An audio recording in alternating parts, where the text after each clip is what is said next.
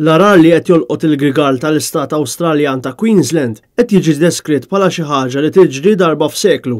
L-ar li ntlaqtet il-belt ta' Townsville fejn f'ġimgħa niżlet metru xita aktar minn 20 darba l-medja għal dan iż-żmien tas-sena. Minħabba l-ammont ta' ilma li hemm, l-awtoritajiet kellhom ukoll jiftħu d-diga, bil-konsegwenza li diversi żoni oħra ta' Townsville spiċċaw marqa.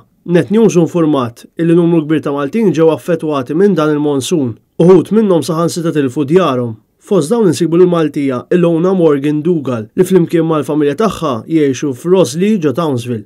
Tkellmu ma' missiera John B. Dougal dwar kif il-familja ta' bintu ntlaqtu mill-arar, partikolarment max-xatt ta' Xmara Ross fejn jgħixu u jekk beżawx li jiġrilhom xi ħaġa serja. Immens inkwetajna.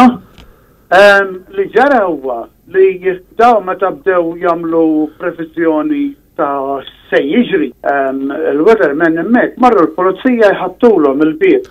Il-kwantità ta' ilma li għamlet talba minnhom f'ġurnata għamel 1 meter of water rainfall. Il-mara Maltija u r-raġel tagħha baqgħu sal-aħħar jipproteġu d-dar u anke għaliex kienu nkwetati minħabba l-kelb tagħhom.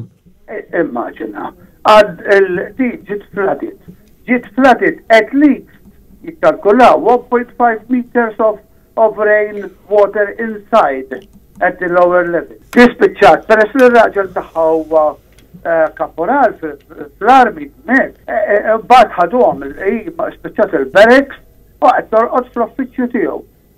Fitxu fej joqogħdu. Ma jafux jekk se jsibu fej joqogħdu għax kollu kien ġie affettwat qed ikkunsidraw lukandi, eċetera. Il-periklu f'din iż-żona fejn jgħixu ħafna Maltin imur lil mill-ilmijiet u t-temp għaliex in-nies huma esposti wkoll għal problemi oħra.